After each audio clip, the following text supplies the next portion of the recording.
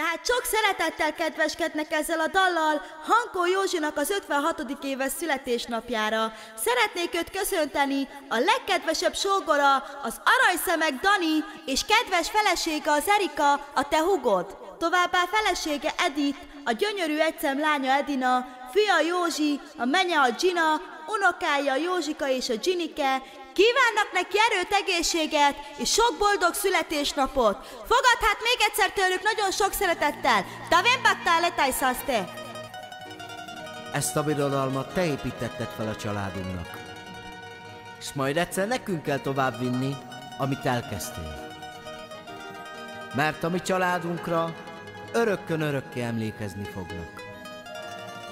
Elmondtad már, apám, hogy az élet iskolájában az Isten a tanár.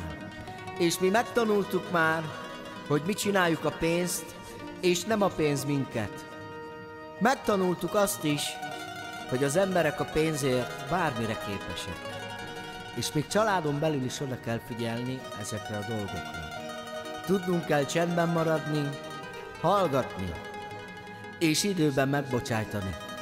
Drága apánk, köszönjük, hogy vagy nekünk, és mi büszkék vagyunk rád, és a Jóisten sokáig éltessen közöttünk. Legyél szerencsés! Te egész életedben vigyáztál mi ránk. Köszönünk neked minden, drága jó apánk.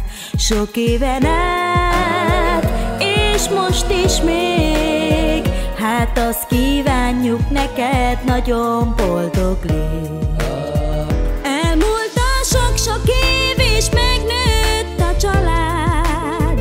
Azóta van neked már 2 szép gyermeked, Edina és a Józsika. Továbbá köszönt téged a drága jó anyánk. Szóljon a dal most te neked, kívánunk hosszú életet. Nem érhet semmi gond, ha itt vagyunk veled. Amíg csak élsz, itt leszünk melletted. A nagy világ, te vagy nekünk, hát hadd köszönjük meg az egész életünk. Tehát fogad, Hankó Józsi, az 56. éves születésnapodra ezt a dalt, küldi neked az egész családod, fogad hát tőlük nagyon sok szeretettel, de különlegesen a 2 szép unokától, a Józsikától és a Ginikétől. Legyél szerencsés!